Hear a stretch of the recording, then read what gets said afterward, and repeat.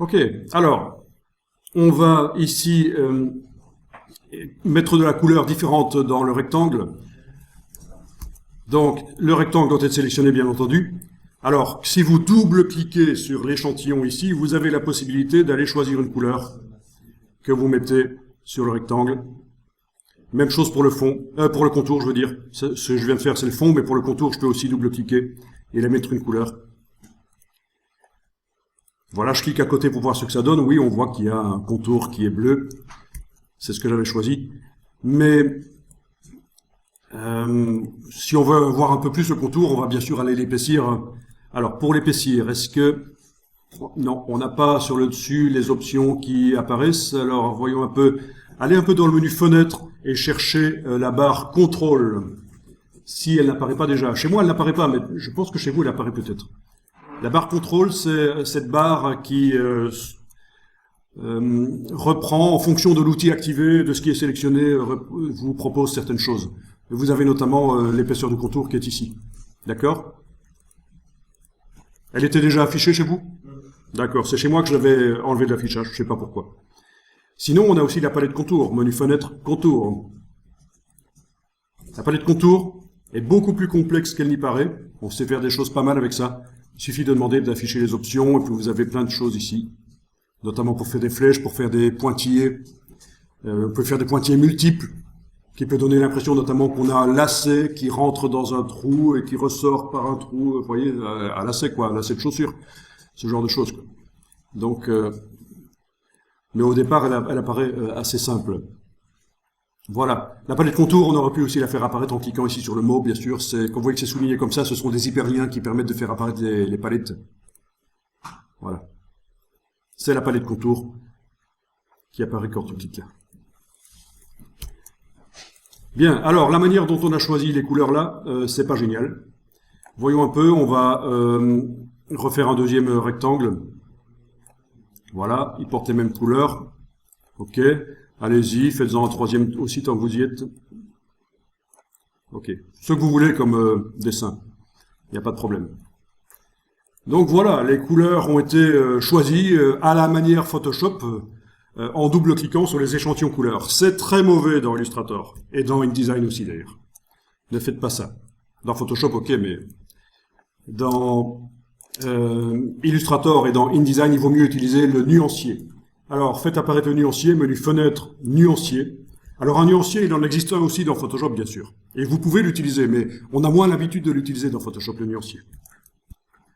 En fait, le nuancier dans Photoshop, on l'utilise, c'est surtout ceux qui font de la bande dessinée qui l'utilisent, parce qu'ils ont une gamme de tons pour les couleurs de la peau, ils ont une gamme de tons pour les couleurs des vêtements de leurs personnages, et le nuancier dans Photoshop leur est utile. Mais habituellement, on travaille des photos dans Photoshop, on modifie en masse des pixels qui ont plein de couleurs différentes et le nuancier ne sert moins. Par contre, dans Illustrator et InDesign, ça va vraiment servir. Alors ça, c'est le nuancier qui arrive directement avec des couleurs qui sont dans la définition du document de départ, le document CMJN de départ. Je vous rappelle qu'on a démarré d'un document CMJN, mais qu'on indique finalement il doit être RVB. Regardez sur la barre de titre, il est bien indiqué RVB. On travaille dans un document RVB. Alors, toutes les couleurs qui sont là sont CMJN, en fait, sont définies en CMJN.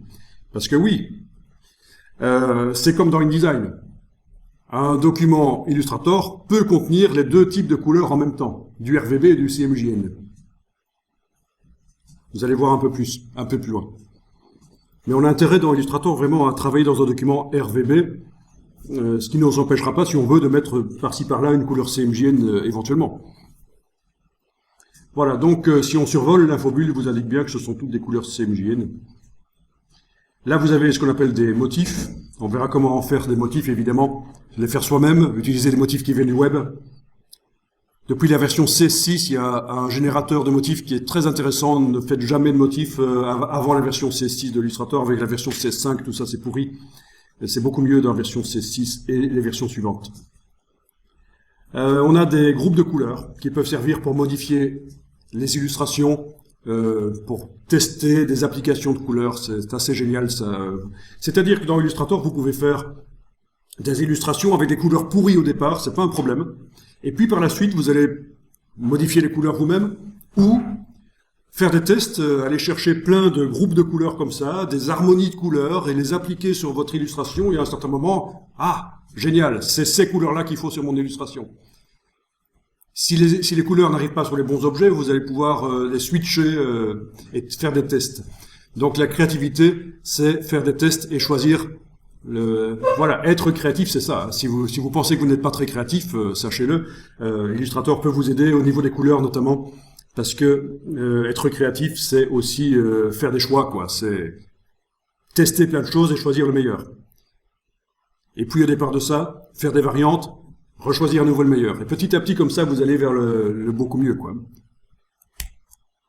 Tout le monde n'est pas un dieu de la couleur. De toute façon, ici, il y en a aucun. Dans la classe, il y a personne qui est, à mon avis, un dieu de la couleur qui a ça dans la peau. Vous savez pourquoi? Parce que vous êtes tous des garçons. Ceux dans la société qui sont forts pour les couleurs, c'est les filles. Là, elles ont ça dans la peau. Mais bon, ça se travaille. Peut-être que certains parmi vous sont déjà habitués pour choisir directement les bonnes couleurs quand il faut une illustration. Pourquoi pas? Je dis pas. Ok. Donc, si je veux modifier les couleurs des rectangles, je suis obligé de les sélectionner tous les trois, étant donné que, vous avez vu ce que j'ai fait. J'ai fait un rectangle de sélection avec la flèche noire. Rectangle de sélection, j'ai englobé, ne fût-ce que partiellement, les trois rectangles, ils sont tous les trois sélectionnés. Étant donné que ils ont les mêmes attributs de couleur de fond et de contour, la palette des outils me montre les bonnes couleurs. Et là, je peux aller double-cliquer et modifier. Oui, ça marche. Modifier la couleur de fond, modifier la couleur de contour, ça marche.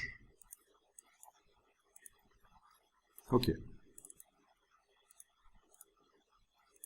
On est d'accord. Mais si par hasard j'avais un rectangle qui a des couleurs différentes, alors là je vais appliquer avec le nuancier.